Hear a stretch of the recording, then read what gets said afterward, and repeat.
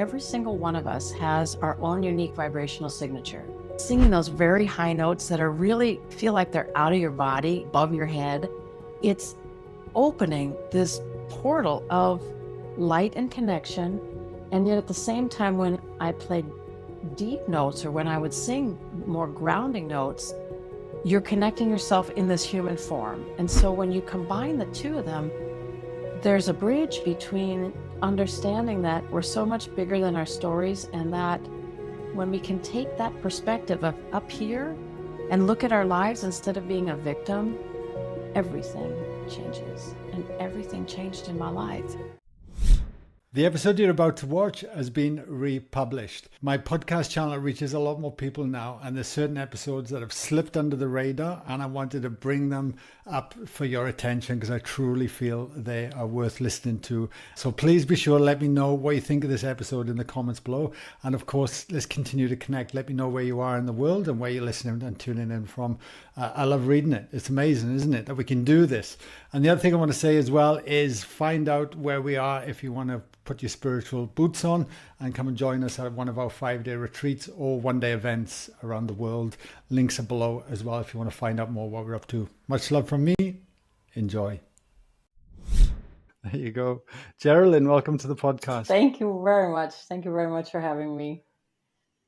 Oh, it's my pleasure. And I'm just looking for your incredible background with the bowls right now. Is absolutely beautiful. And I really look forward to diving into your journey, your topic, and why you're so passionate about this. And but my first question to you, Jeralyn, is if you were at a dinner table right now and you were sat next to a complete stranger and they asked you what you did for a living, how would you describe it these days? I used to say to my Mom, what is this classical singer, professor, doing now, playing crystal alchemy singing bowls and communicating with her son that's crossed over? I must be so weird. Like, what am I doing? And she'd always say, no, dear, you're helping so many people. So how do I name it? I'm a musician, and I'm a musician that's always been passionate about sound as a medicine, sound as a balsam, sound and music as a place to activate love and to move places inside us that are blocked. So I guess I'd say I'm a crystal alchemy singing bowl master alchemist. I'm a professor of music. I'm a singer, and I'm passionate about sharing this very sacred healing sound. Amazing. Do you find that the conversation goes down that direction quite quickly these days, or do you find it remains surface? That's a great question. Yes, it does. Because whether it's a doctor, whether it's a cancer patient, whether it's a young person, everybody can understand music. Everybody loves music in some form or another. And the sound from the crystal bowls is that, and people are interested. I think people are very curious about how can we take our health and our wholeness, so to speak, really back in our own hands. Like, what are the things that we can do? Everybody's heard of mindfulness and meditation and yoga and, but what can we do on a daily basis that could help to stabilize us, to help to bring clarity and focus? Music, can sound really do that? And so they're curious. And I'd say that many people, when they hear the alchemy bowls for the first time, they will either cry, like my nephew was just telling me he has a set of bowls, and he said he brought them to a retreat. And he said on the third day of the retreat, he didn't bring them. And they were all like, well, where are your bowls? Bring your bowls back. So I think people are very open and interested in what is it that the sound actually does? Why do I feel different when I hear that? So yes, very, very much so. I mean, obviously there's certain situations where you probably wouldn't bring them up, but I really can't think of anything now. Amazing. Yeah, no, absolutely. It's interesting because, like I was talking to you off air, I've been involved more and more with sound on my journey from my own healing experiences and how powerful that was. And it actually helped me overcome grief. It really opened up my heart in a way I didn't even know that was possible for an ex-rugby playing Welshman. You know, it was kind of like, wow, this is incredible. And that really started to make me want to look at the these many modalities that I think Western society hadn't been looking at, not mainstream, but it definitely feels very more acceptable now, and more people are leaning into these modalities, which is amazing. Did you ever imagine you'd be doing what you were doing now when you first started out? I mean, you're a professor of music. That's incredible. And I mean, if I'm not mistaken, you're an operatic singer too. Is that correct? And I mean, you were singing in front of, like, I don't know, tens of thousands of people, I believe. I mean, it's, You yeah. know, my I knew when I was a young child that I was going to go into music. I remember very distinctly twirling around on our front patio and singing and moving my body, and that it just felt so freeing. And I remember then as a little girl hearing a voice, a vibration, a deeper a connection to God, however you want to name it, that said freedom, and this will be your life's journey. So part of me knew that. And then when I was 11, I sang a solo in the 6th grade, and people said to my parents, what are you going to do? She's talented. And my mom ended up, they got a piano, and she said, some things will happen now that may change your life. And she took me to a voice teacher, and away I went. And I started with a half an hour a week, and then that moved swiftly to an hour, and there it was. And I was on my path. And when I was 19, I got my first Broadway contract. So I started in musical theater. I learned all about the great American composers. And my teacher always exposed me to the Italian masters, to German lieder, to French art song. And so I grew up with a very wide background of music, but always understanding, Guy, that this instrument is something that it's my body, it's me, it's my essence, it's everything that we are, and we all have a voice, whether we sing or not. When you go into that kind of singing, Broadway and then classical music, you have to learn to, you're a singing athlete. You have to train the muscles, you have to train the body so that you're able to project in a 3,000 seat theater over a 100-piece orchestra without any microphone. And so I understood at quite a young age what it felt that my body was the human instrument. I had these two little vocal cords, and I had to learn to um, come alive inside and light up every cell of me and let that sound vibration travel. And how do you do that? Of being an athlete, like, um, you have to train in a certain way, and there's a certain kind of discipline and a certain kind of structure, and then every different kind of music or piece that you're singing has a whole different demand to it. So it was a beautiful, Wow. beautiful experience to sing all over the world in different languages, and be on Broadway and all that. And so, but I never dreamed that I'd be doing what I'm doing now. No. Yeah. Just on that, before we kind of switch gears in that, like, that give me goosebumps, you sharing that then, to be able to project your voice and in such a large auditorium with thousands of people, like you say, with no microphone. What does that do when you're learning to project your voice in terms of your own personal confidence and moving forward in life? Because I find that for me, I had no voice. Like when I was that age, I'm not the person I am today. Obviously there's youth and age and things, but I never really got shown to follow my passion, follow my joys, my loves, and step into that, where it seems that you kind of had that from day dot. You knew what you were going to do. You're out there. What was it like growing up with these kind of skills? I mean, obviously, you don't know where your life is going to go. We never know where our life is going to go, but we have, my parents both said to me, the most important thing is to have a dream. And whatever that dream may be, my dad sat me down and wrote on his yellow pad, and he said, what does it cost? What will it cost you to achieve that? What things do you have to do? Do you have to practice? Do you have to take dancing lessons? What kinds of things do you have to do? And then, so he would say, what's the price you have to pay? And then, are you willing to pay that price? Are you willing to leave home? I grew up in California and go across, across country to New York, and everything was a yes. And yet, you train, and then you go to an audition, you have, those 30 seconds or 1 minute, and you have to learn to be so grounded within yourself and to trust that every single one of us has our own unique vibrational signature, just like every instrument, whether you have 10 beautiful Steinway pianos in the same concert hall, every single one is going to sound different, and it's important that we understand that as early as we can in life, that my vibrational signature is it's my fingerprint, it's my gift, it's my soul's purpose. And I think my parents made that, they made that clear and okay. And I remember one of my main teachers in New York would always say to me, Jeralyn, take the question mark off your back.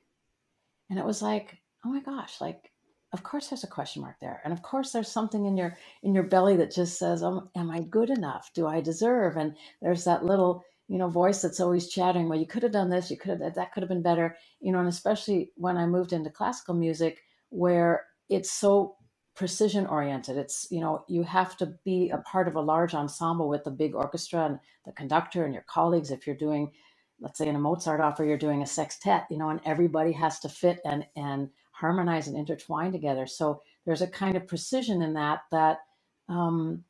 just makes you aware of so many other things. And yet you've got to be grounded in who you are. And I don't mean like egoic. I just mean you have to have a strong sense of your place in the scheme of things, that your instrument is part of a bigger orchestra and it's very much needed. And so I learned at an early age, but it does take time before you really say, okay, I'm going to let that question mark go, and I'm going to just ground into the truth of who I am as best I can in that moment every day. And just really, another thing my parents taught me was to do what you love and love what you do, and my dad said, if you really love what you do, just go after it with all you have. And it's never going to feel like work, and it doesn't. Music is such a gift.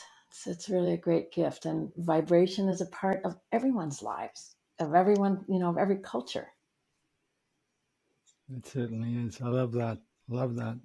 So, from your career, then, I'd love to dive into a little bit, because obviously there's been heartache in your life as well, and a pivotal turning point. Do you mind kind of sharing that part of your journey? Because obviously it's now led you to what you do today, and reaching so many people in I guess the same way, but a different way. Totally different way. It's really, it's your own personal music, so as a singer, I mean, I didn't write my own pieces. A couple of things we've done, but you're representing, you're a vehicle. I always would say that music is love in search of a word, is a quote by Sidney Lanier. And that's it. You're always looking to express love through whatever it is. But no, I never thought life would go the way it's gone. And when I lived in Europe for many years, I started a children's foundation. I always felt that it's important that, again, music is a language that connects you without having to speak the same language. And living in Germany, I learned to speak German, but we were in a community that was represented by 45 nations. So there was many, many different languages. And so I had this inspiration to leave a kind of legacy, and I thought I would live there for the rest of my life. And so I created a children's foundation, and the purpose was to train a group of 15 to 20 children and then write an original musical for them. And then the money that we would raise went to music therapy, so that a young person, let's say, who lost a parent, or a sibling was suffering from cancer, whatever it was, could get, in a very uncomplicated way, could receive music therapy. And then we supported another group led by Peter Maffay, a German pop star, called Tabaluga, where they also had about 80 kids that lived in a home, and they were using music therapy. So it was something that the kids that we trained could actually see that with their talents, they were helping other children their own ages. And we raised in the end over a couple of €100,000 for this program. And so as a part of it, my son, he was born and raised in Germany. He was 8 when I first brought the crystal bowls home. So I was traveling with my mom in the United States, and I heard them, and I fell in love with them. It was as if those bowls made a sound that my soul knew it. It knew the song. It knew that vibration. It was so pure and so pristine. And yes, it brings you to tears. It makes you have goosebumps. It's something your soul deeply knows. So I bought a set of 7 bowls and I brought them back to Germany, and I'd play them for the kids in the Kids Foundation. When I was teaching them singing, if a young person had a blockage, I'd ask them to take one of the bowls. So I started, playing with them as a professor. And if someone had a blockage, I'd ask them to choose one of the 7 bowls, and each one that I had brought back was a note for the chakras. So there was the root chakra, the sacral, and up until the crown. So there was C, D, E, F, G, A, and B. And it was phenomenal to me that the blockage would dissipate. They would take one of the bowls and they would, they would just hum or tone with it. We would do some of the exercises and the blockage was gone. So when my son was just turning 13, he was a part of the Kids Foundation, and they all entered a music contest. And every year it was a different instrument, and the year he entered it was singing. So he knew the bowls really well. When he was little, he'd always say, "Mommy, bring me to bed with my sound blanket." And we'd do little prayers and meditations, and he just loved, again, the sound is very, it's just comforting. And he made it to the semifinals, guy. And 1 week before the semifinals, he came in the room and he said, "Mom, mom, mom, mom, my voice." And his voice started to drop. And at that point, I had never accompanied a young man through their voice change. So we used the bowls. And you can see above me, there's a little yellow bowl, and that was the bowl he loved. And it was citrine. So talking earlier about citrine has to do with activating our personal power, our confidence, our self-esteem. And the note happened to be the G note, which is at the throat chakra. His voice stayed open. He was able to do his contest beautifully. And he stood up and said, "My name is Dylan, and since 1 week, I'm no longer a soprano." So he was able to make a joke and sailed into his program. And that was really, for me, like seeing, my goodness, there's something more. Again, I wasn't studied in music therapy or anything like this. We were supporting the programs that our therapists from the Kids Foundation were implementing. But it was like, this really has the ability to go beyond what the mind might think, or fears or anxieties. The sound has the ability to take us beyond that, to quiet the mind for however long it does. And then you move into this place of the sublime, or you move into this place of possibilities that if the mind wasn't stilled by the music, you might never have gotten there. And I watched it time and time again. And so going back, my son passed away. So he was 19 years old, and it's going to be coming up on 7 years. And, for any parent, it's just, there's no words. You can't believe it's not my life. It's not my child. It's not my destiny. It's just like you rebel against everything. And on that night that he died, I walked down to the ocean where I live in Southern California, and I looked up at the sky, and there was this huge shooting star that seemed to begin over my parents' home where Dylan and I had been staying, and cross the LA basin and land in the mountains behind LA. And I could hear his voice, "Mom, Mom." It was like that vibration that I heard as a 4-year-old. It was just, I could hear his voice.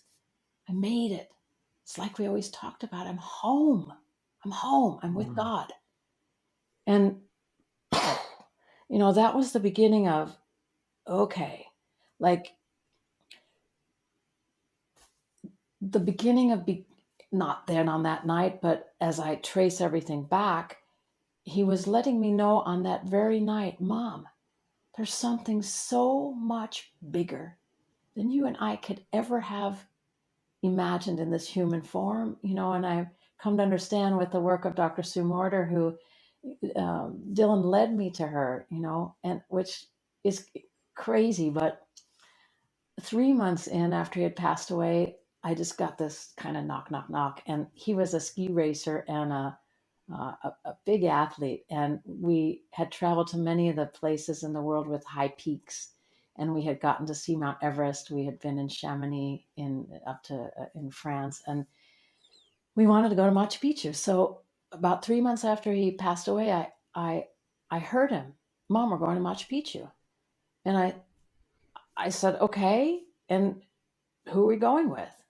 And I opened the computer and I Googled spiritual journeys to Machu Picchu, and Dr. Sue Morter came up. And that's how I met her. And when I think about that, because her work and the energy codes changed everything, and I had this conversation. I was like, son, don't we want to go with the native shaman, a Quechuan? Mom, she is the shaman. And, he's having this dialogue with me. And that's what happened. I went with Dr. Sue and everything changed. She took this as his picture, and I gave her this little picture on the day that I met her in Cusco, and she did a ceremony for him up on the top of Huayna Picchu, that famous, famous peak. And I was too in grief. I had a pretty bad breakdown the night before, and I couldn't climb the mountain. There was just no way. So I went on the other side, and she came down the mountain with a small group, and she just said, you have to see this picture. And there's a beam of light that's coming out of his mouth from the heavens. And I saw in that moment, she was crying, and I saw in that moment what she was teaching me. We are made of energy. Everything is energy. Everything is sound vibration. It's light. We are energy that gets compressed and compressed and compressed into human form. And I knew that in a certain way. I wouldn't have named it that as a singer. I knew that quickening and that feeling of you're so quickened in your core, and yet this sound is coming out, or this light, because you could feel as a musician that there was also a light coming out through your voice. So when I saw that picture and began to put two and two together, that we really are that, and Dylan is that, and there is no separation. And there was just so many funny things on that trip. Like, he loved Tintin. I don't know if you know Tintin and his little dog Snowy, the comic book series, the French comic book series. He collected every single one of those. There's 16 of them. And when I got to my room at the place in Machu Picchu, my room door on it, it said Tintin.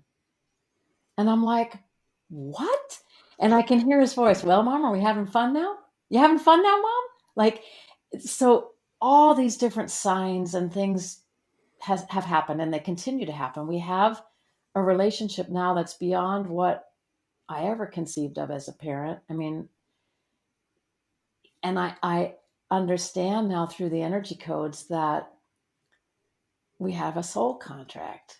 And that soul contract was, I'm going to go before you, and we're going to build a bridge between heaven and earth, and I'm going to help, and we're going to share music in a way that you never thought was possible. Now, when I think about that, and I think, oh, son, I never signed that contract with you. And when I see you, I'm going to talk to you about that. He just laughs. But it's like there's a bridge with sound that is not possible with anything else, I think, is what I've come to experience. And I am connected with him every single day through that sound vibration, whether it's light whether it's light, or whether it's his voice, or whether it's just funny things that he does. And that's, it's made it palpable. It's made it bearable. It's made it joyous, because we're together in a way that we couldn't have been in this human form. It's not what you wish. You want to see your child grow and have a life and share and all that stuff, but there is a bigger plan for all of us. And if we can remove ourselves, and so like when I'm as a musician, I was a higher soprano, and so singing those very high notes that are really, they feel like they're out of your body, above your head. I know what that is, and so when I play notes that are high, it's opening this portal of light and connection. And yet at the same time, when I play deep notes, or when I would sing more grounding notes, you're connecting yourself in this human form. And so when you combine the two of them, there's a bridge between understanding that, as I said, that we're so much bigger than our stories, and that when we can take that perspective of up here and look at our lives instead of being a victim, everything changes. And everything changed in my life. And when you ask me, like, what would I say, what would I say at a dinner party, or what would I say, I would never have dreamed I would have met Dr. Sue. I would never have dreamed I was playing for Greg Braden and Joe Dispenza and Anita Morjani, or that any of the things, Marianne Williamson, that have happened. Or now I'm working with a couple of young um, R&B singers, pop singers, and helping them integrate the crystal bowls in their music, and they reach millions and millions of people. It's like, he laughs, he's like, Mom, I got to make you cool, and it's like, son, it's just like we knew when you were little, like music is that language that connects humanity. It touches at heart to heart. And, whether I can say Guten Tag or Bonjour, or I can just say hi, it doesn't matter. Music goes right, right to the essence of who we are. It's Wow. yeah. That's huge, Jeralyn. That's huge. I'm just thinking of the listeners right now as well, because we have people that come through that are, with grief. Grief is very common, obviously, as well. And I would love your insight, because I guess when something like that happens, I'm thinking about what keeps coming up is you need to feel it to heal it, and I think it can be so confronting. How do you allow yourself to go there? Because sometimes it's so big. It's so big. Was it the because of your sound and your background, or was it because you were already open to everything, or how, what was it that allowed you to do that? I mean, it's just beautiful. It's such a good question, because at the beginning I couldn't get out of my bed, and the doctor said, a couple of them said, let's put you on an antidepressant, and I was insulted, because I was a healthy woman, and it was like, why? You put me on a drug and it'll never bring my son back. And I knew then that if I don't have the courage to feel the loss, and you ask yourself, how in God's name do I ever feel that? But I knew that if I couldn't feel it, just as you said, I could never heal it. I knew instinctively that I had to be able to land in that, but not to sink into a depression that I never could get out of it. But I knew that if I didn't feel it, it was never going to change. And, I mean, everyone does, you go through layers and levels of it. But I remember there came one point where, after the beam of light and everything with Dr. Sue, where I just thought, I have to do something. If I don't do something, I'll never, ever get out of my bed. So I called the Cancer Support Community, which is a nationwide organization here that supports cancer patients and their families with alternative methods, whether it's yoga, a kind of group therapy, music, whatever it is. And I offered to do crystal alchemy sound healing. And I had never led a meditation. I was a singer and a teacher. And I wrote myself a script, and I went, and it began to change everything, because I could sit in a group of people. It didn't matter. They knew what grief felt like. They knew what loss felt like, whether they were suffering themselves or a beloved family member was. I felt so safe with them. And I began to hone my craft. And there was one moment where I just said to myself, throw your script away. Like, just lead the meditation from your heart. And it was just like, and it was such a thing, because what was happening there was what I said earlier: music is love. And after those sacred sound sessions with the cancer patients, we would share, and people said things to me like, one lady said she was a traditional meditator for 28 years and had never meditated with sound. And she had stage 4 cancer. And she said, I don't even know how to put this in words, but she said, I'm no longer afraid of death because I've heard the sounds of heaven. And so stuff happened in those groups that transformed my life because I recognized if I could just get that little piece bigger than my own pain and just, again, take that bigger bird's eye view of things, I wasn't sinking in that. And I remember there was a moment where about 5 months in after Dylan passed, it's like, knock, knock, Mom, call the bold dudes. We're going to do sound healing. And I'm like, leave me alone. I'm grieving you. Like, leave me alone. Mom, call the bold dudes. And it was 3 days in a row. And finally I sat down and I called the Crystal Tones in Utah. And I spoke with one of the owners and I said, this is what's happened. And my son is telling me to call you. And so I chose 11 more bowls, Guy. And I picked them out according to what I thought might connect me to him. Selenite is grounded white light. Rose quartz is for the heart. Ruby is for transformation. Charcoal is for cleansing and clearing. And when those bowls came, celestite, connecting to the heavenly realms, I started to play those bowls in a way that I hadn't played the other bowls that I had, because I sat and I could feel this misty white presence in the room. I could feel my son in the room guiding me. And I started to weep like I'd never allowed myself to weep I was in grief therapy in a support group, and the words they weren't enough. Like, you would repeat the same words over and over. You'd tell yourself the story. And if I only had done that, and if that, that could have been, and it's like you would go over and over and over, but nothing changed. You felt like there was a little Band-Aid here on this part of your heart, but then, the next time you talked about it, the Band-Aid wasn't there anymore. It was just like, ugh. But this was the first time that sound held me, and he held me. And I'll never forget keening and screaming and groaning and just letting the grief rip. And I got up to wash my face, and there was light in my eyes for the first time. It was like, what? There was a light in there that I hadn't seen in months. And I understood, my gosh, okay, the sound is going to create this kind of sacred container, and you get to just feel it. And then guess what? After you go in and feel it and groan it or whatever it needs to do, it transforms and you are transformed. And it blew my mind because it was so much beyond what talking about anything did. Yeah.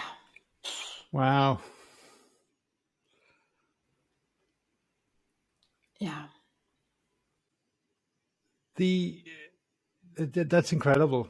Absolutely incredible. I think about the moment because it can be so terrifying to allow ourselves to go there, because I think we are frightened of what reveals itself. But at that moment, when you allow yourself to truly feel and pass, everything is beyond the mind, and it's almost there's a greater depth. There's something beyond the mind that knows exactly what to do if we allow it to happen.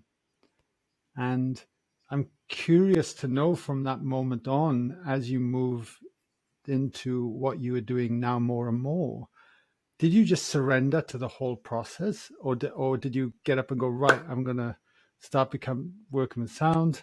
Like, how did it evolve from that point on?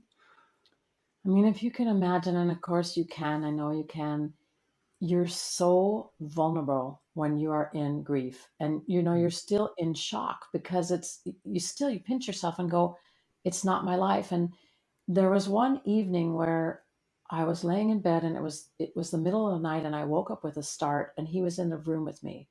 It was like I could smell him, I could feel him. It was warm. It was like he was right there with me. And you kind of are in this space between then sleep and being awake. But he had a conversation with me, and then I closed my eyes and fell back to sleep. And when I woke up in the morning, I jumped out of the bed and went to his room, sure I was going to find him. And then I sat down on his bed and I went, I can't believe how absurd this is. And I looked down at my nightgown and there was a white feather embedded in the threads of my nightgown. And I don't have down pillows. I don't have anything down in my bed. I'm allergic. And I went, oh my gosh, he was there. There was a sign for me from the angels that it's like, so it's not something you can plan. There was no way, like I did not set out to make a career. I just had to heal my grief. And I didn't know how, except for by just the things that began to unfold. So one of my friends, I heard him play at a concert. I met him at a concert and he broke my heart open. He's a kirtan singer. He's Australian, Kevin James. And afterwards I went to speak with him and he said, why don't you sit and have a meal with us? And you're so vulnerable because it's just you're present with that grief all the time. And then he shared he was leading a retreat to India called Heart Songs in the Himalayas, and I went, and miracles happened there in the Himalayas, and it was like just one step at a time, like just one step forward and following what felt right, what felt healing, what felt true in my heart. And on that trip, when I was flying from uh, Delhi to Leh, and we flew over the Himalayas, I looked out the window and everyone was taking pictures. There was this huge rounded rainbow, and I'd never seen a rounded rainbow before. And when I got off the plane and looked at the picture that I had taken on my phone, his face was in the middle of it. And it was like, and I found out afterwards that I had had a sound therapy treatment before going on the trip to India. And I had just said to the woman, I'm just nervous to go on my own. I had to be brave. He forced me to be brave and go beyond my comfort zone. And she told me afterwards, he said to her in that sound therapy session, I'm going to give my mom an unmistakable sign. And she didn't tell me that. But when I showed her this picture and you can see like his little sunglasses in his face in the middle of the rainbow, it was like all these things, these gifts brought me closer to understanding there is such a bigger picture. And if I'm willing to drop into those feelings that you think they are impossible to feel because they're so huge. And I had one moment where I thought, you know what? I can't do it. And I would recognize that when I'd get really in grief, I couldn't find him. And then I would be so anxious. It was like, where are you? Why aren't you here? And silence. When I was deep in grief and not able to elevate myself at all, I couldn't find him. And there was one moment where I stood in the room and I got a knife and I put that knife close to my chest. And then I called my mom and I just said, Mom, I don't know what to do. I don't know what to do. And she said, if you take your life, I'll kill you first. And that sobered me. I mean, it was just like, God bless my mom. It sobered me in that moment. And I never went there again. And I'm sure for many of the listeners that you have those moments where you just go, God, just take me. I'm done. I'm done. It's too big for me in this body. And he taught me it's not, Mom. And to watch the process, to live in the process of just taking one moment of grief and then the next moment of grief and then the next moment and then seeing, oh, wow, that door opened. And then I would get I got an idea to write to, don't ask me how I have no idea how I did that. But I wrote to Greg Braden. I mean, and they answered. And so it's like, I would just get these ideas and then I would follow them, but they weren't built on anything else except for, I just have to heal the pain. It's so bad. And then, piece by piece, light came back, and then that light was sustaining more and more and more. And as the light sustains in us, we are open to possibilities. We're open to truths that when you're sitting in grief, you can't find them. When you allow yourself, I mean, again, it's the fine line between you need to steep in it, you need to feel it, but you can't let it take you down. And there's just that line is so fine for all of us. And I remember seeing in the therapy group parents that had lost their children 25 years ago that were still going every day to their graves and were so sad. And I just thought, after I had that miracle with Dr. Sue and the beam of light, I just thought, that's not my path. My boy is here, and love truly is eternal. We just change forms. And if we can find that light, and for me that was music and sound vibration that led me there, and just listening, like as you asked, like just listening, what's next, but never pushing it, because you can't. Because sometimes, as you know, like the grief will just overtake you, and then you got to sit down and you got to breathe, you got to ground yourself, you got to feel it, and then I'd sit and play the bowls, and then I'd cry, and then it would pass, and then you get up, and then you do something for the cancer patients, or you whatever it is. But it's finding those things that somehow uplift your heart, even just that tiny piece, so that you don't sink down so deep that you can't get out. Because then he was never there. I couldn't find him. So I think for me, that was also the motivation, like, okay, I just have to be brave enough to sit in the depth of what nobody wants to sit in. Yeah. Thank you for sharing. It's incredible. Yeah, there's two things that stand out for me. One thing that, as you were sharing, then, because I think we all love the idea of being able to just follow our heart more and fall into this surrender and trust that there is something greater beyond us that is with us every step of the way for our greater good and potential. And I think you could ask most people, and they love the idea of believing in that, but whether they truly embody it, believe it, and act upon it, they're two very different things. And I guess the question to you is, because I even asked Sue Morta this when she came on the podcast last week about, how do you live your life these days? Because you're so established, you've achieved so much. And she said, Guy, I'm just having the time of a life. It's easy. I just keep surrendering and falling into myself. And it just keeps opening up for me. And I'm like, wow, that's just amazing. But they say as well, we often need a wake-up call to truly wake up or to come into that. And I guess my question to you is, thinking of everyone listening, do we need to have the wake-up call to wake up, or how do we allow ourselves to fully surrender and trust from that, especially if we haven't experienced something beyond the mind yet, or if we're caught in our mind a lot? I don't wish it on anyone. I wouldn't wish it on my worst enemy. I just don't wish it on anyone. And I'm very passionate about teaching. I teach 32-hour trainings, level 1, level 2, level 3, and I have the joy of watching people step into their true vibrational signature.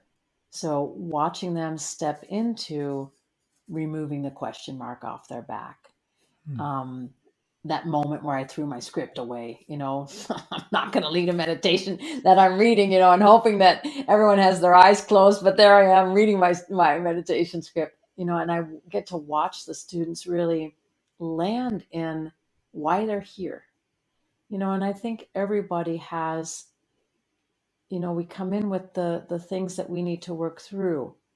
Some are, as Dr. Sue will say, some are a level 10, some are a level 5.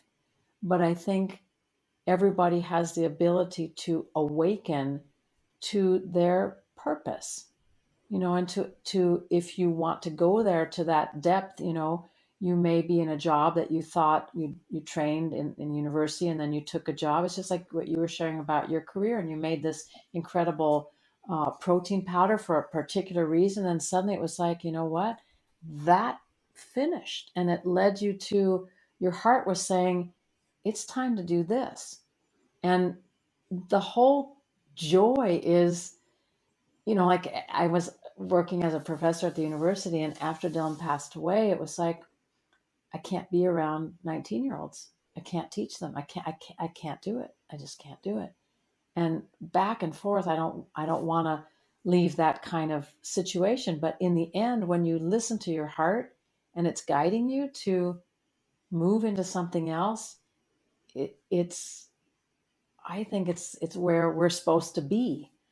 Um, but it's a very personal journey, and I love to hold space for the students to watch them just, okay, I'm gonna go that way, and then that opens to that, and which opens to that, which that would have never happened if they hadn't have taken that particular risk. And I think life is asking us now, just what you said, Dr. Sue said. I mean, life is asking us to keep landing deeper inside, especially during this whole time of social isolation and fear and anxiety, and life, that I think everyone's realized life is not going back to the way it was before the pandemic started. And I think we've all gotten used to, okay, how are we reinventing ourselves, and how are we reinventing the way we look at our lives, and what's really possible. And again, I didn't start out with any business plan or anything to do. I just knew I had to find a way to heal the incredible pain that was inside. And that meant listening, a deep listening. And I would invite everyone to find that stillness and to start to listen. And then when you hear that voice, even when it's tiny, to just take a step in that direction and follow it. I mean, the worst thing that can happen is you turn around and go in another direction, but if we don't risk, and there was one day in the kitchen. I was also in the kitchen, and he says to me, Mom, we're going to do an online series, and it's called The Sacred Science of Sound. And I'm having this argument with him. Well, wait a minute. The sacred science of sound, that doesn't make sense. It should be the science of sacred sound. No, Mom, it's called The Sacred Science of Sound. And this is who you're going to invite. You're going to invite Deborah Primal and Mitten. You're going to invite Greg Braden. You're going to invite Anita Marjan. You're going to invite Dr. Sue. And, this whole list came down, and I'm like, no, I don't think so. You made me into a sound healer, but I'm not going to be an interviewer. And it was like, yes, Mom. So begin. And then that was 217, 218. That whole thing unfolded, and it was free. It was, and the idea really from him through me was to bring together all different aspects, from scientists and musicians, all different kinds of professional people. But what is the intersection of science, spirituality, the healing power of music, sound vibration? Where do all those intersect for all of us, and what do they ignite in each of us? And that was how it started, and it's gone on. It's very much, very, very much alive now. We did another event in 2020, and then a live event before COVID in 2019. Then we had a season this last year, and more younger people have come in, and it's just really fun to explore what is that connects us. What connects us? And how can we each empower our own selves with vibration? Whether it's tuning forks, whether it's gong, whether it's dancing, um, singing, learning about the biofield, learning about the chakra system, whatever it is, where you take that information and you say, wow, I can integrate a little bit of this and that, and then suddenly you're getting those inspirations where suddenly you want to try this and you want to try that. And I think for all of us, it's so important now to not be in the box, because life has shown us we can't. And your question, life shook me to the core. It was a 10, but not everyone needs the 10. And it's, what's my path? What's my special path? And, what do I need to wake up? So I guess it's really the desire. How deep do you want to go? And when you get struck with a debilitating disease, or a death, or whatever it is, then of course life forces you. But if that's not the case, What inspires you? What lights you up? What's the deeper little voice that's just kind of knocking? And does everyone want to hear that? I don't know. What do you think?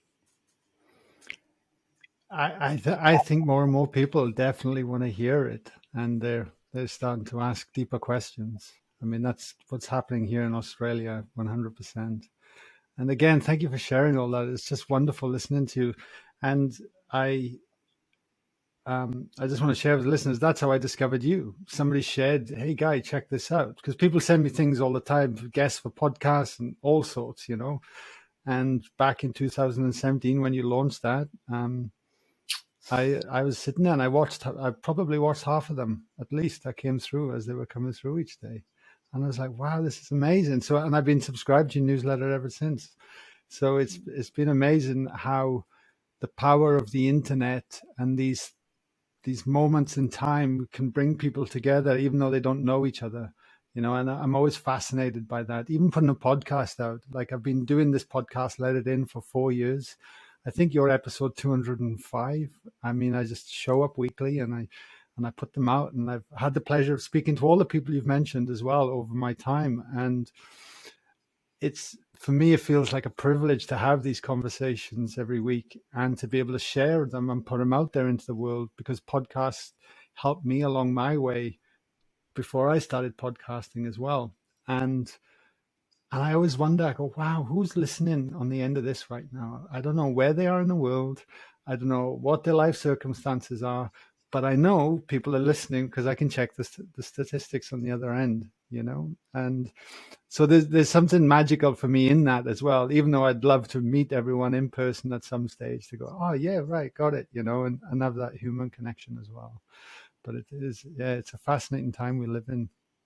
Fascinating time. I think it's important what you said. Like when I had that moment threw the script away, like it's really important to trust that you bring everything you need. Of course, we want to be prepared, and certainly as a classical musician, everything just had to be prepared to, down to the last. But I've learned that improvisation and just simply showing up and being present and being fully in your core and fully yourself, that's it. And it's like I felt immediately when I saw your face, it was like, oh, I've known him forever. It's this, there's wonder and there's surprise and there's joy. And I think as much as my life had a lot of joy and a lot of fulfillment in it before, this is a whole nother thing. It's because you're living right in the actual. You can't plan. You can't. And when you can live like that, miracles and magic happen all the time. Jeralyn, you're an inspiration. You truly are. And I just thank you for everything you've shared with us today. And I'm aware of the time of the podcast. And you did mention off air that you would happily play the bowls for a few minutes before we ended the show. Would you be happy to do that now? And maybe explain a little bit about what you're about to play? Sure. So I always ask before a conversation like this, which bowls want to play? So there's over 500 bowls here in the studio. And Wow. I'm very blessed to have all these loving orchestra members, and then I can combine them in many different ways. So I'll just play you this part so you'll hear this.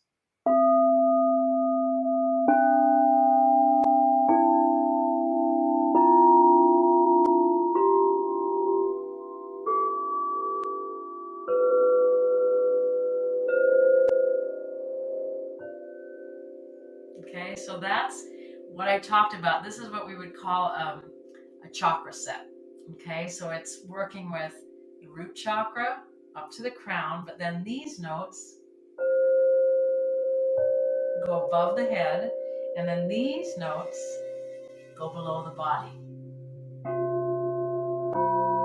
So we're working with the sound being something that's deeply grounding, centering us, but also accelerating us and opening us to expand. But the importance is these bowls are made of pure quartz, and so quartz is incredibly grounding, and quartz is something in its cellular structure that's similar to our bones. It's similar to our cellular structure. So the sound is received very easily. And often people will just, they suddenly are focusing on, what's this beautiful sound?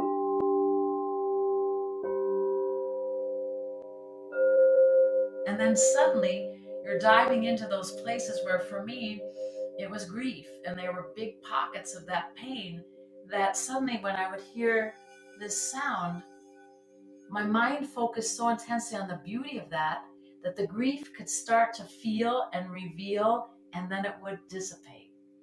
So there's all kinds of alchemies. The pure quartz is then infused with, like for example, that's rose quartz. This has gold in it, and Lemurian seed. This has emerald. This is another kind of gold that's pink. This is a stone called Super 7. This is celestite. This was one of the first bowls that I got to connect me with my son. So I put together this set, and I would say it's a lot about the heart. It's a lot about transformation and transmutation with the Saint Germain, and there's some Saint Germain in that, and that's really about transforming whatever it is in each of us that needs to shift. And at the beginning I thought, come on, I mean, really, this is some woo-woo stuff, right? And you can see my face. I mean, it's not been woo-woo over here. And that's what's so fun, to combine this with the bioenergetics of the energy codes and Dr. Sue's work, and really understand what is that science behind the sound, and what does it mean when you hear this. And then I invite you to take a long, deep breath. And how does that feel? So I'll invite you all to do that, to take a long, deep breath and deep in your belly.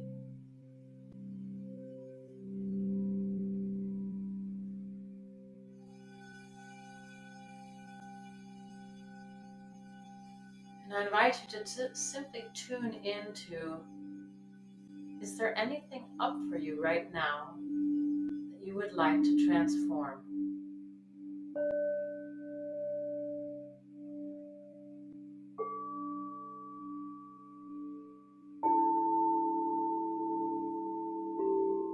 And setting a personal intention for yourself, allowing the sacred intervals of the sound to hold you steady.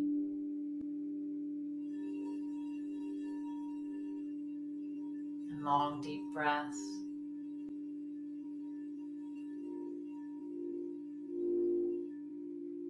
And allow your personal intention of what you are wanting to transform or heal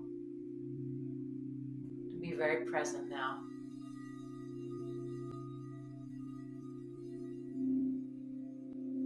And then release and let that go.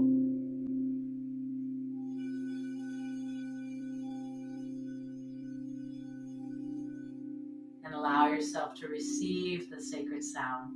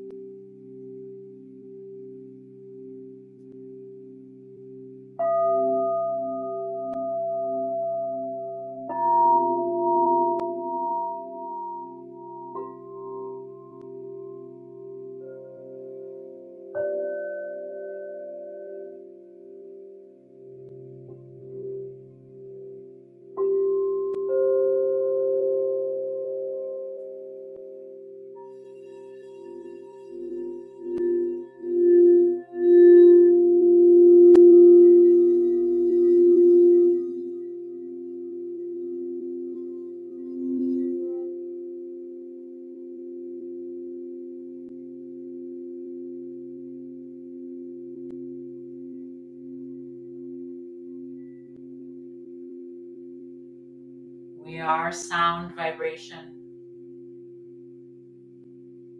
energy, light in human form.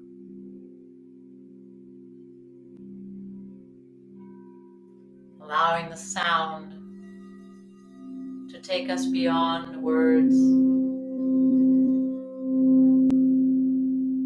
beyond human touch.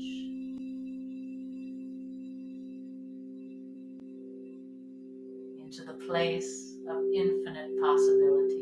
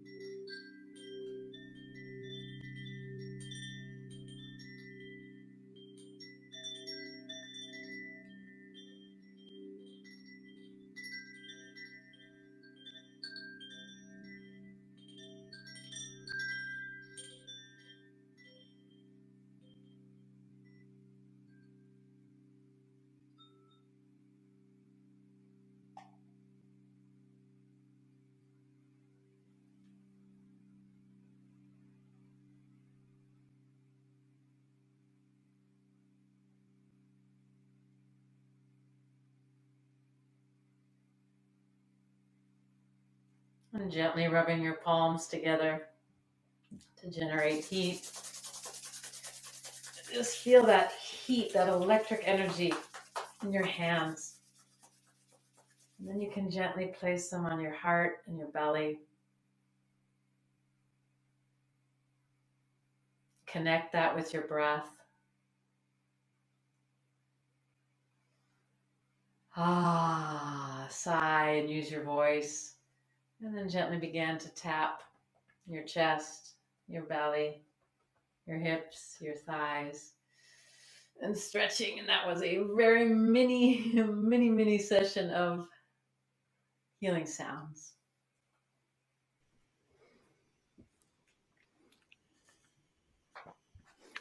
Thank you so much, Jeralyn. That was beautiful. And I recommend everyone, if they were listening to this on audio, to jump across to the YouTube channel and have a look at the bowls and everything that you're doing and what you have behind you. It's absolutely stunning. It truly is.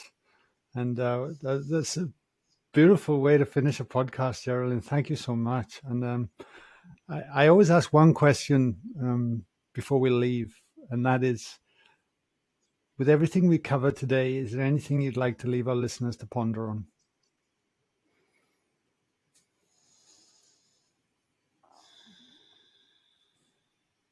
The vibrational frequency of love.